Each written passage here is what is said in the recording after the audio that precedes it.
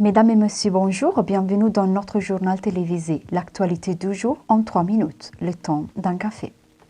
Le sport reste le protagoniste aujourd'hui en Trentino avec la célébration officielle des résultats extraordinaires des athlètes locaux Nadia Battocletti et Yaman Crippa. Champion du monde de 5000 mètres et de 10 000 mètres pour la première et médaillée d'or du semi-marathon pour les secondes.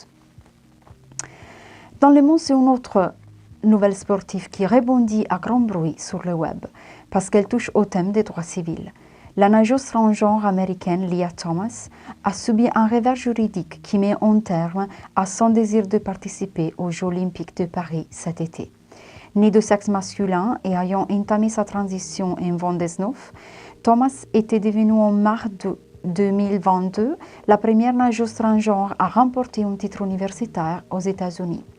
Ces résultats avaient entraîné une vive polémique. Ces détracteurs estimaient qu'ayant concouru en tant qu'homme par le passé, elle avait profité d'un avantage physiologique injuste.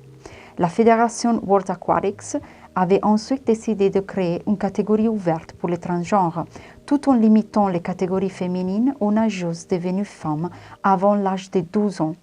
C'est exactement ce point que voulait contester Thomas devant le TAS, mais ses arguments ont été rejetés.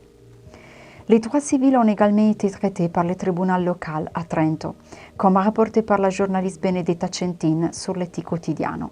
Le tribunal des mineurs a reconnu comme parent la mère non biologique dans le cas de 2 femmes séparées qui, au cours de leur longue relation, avaient donné naissance à 3 enfants en recourant à la procréation assistée à l'étranger.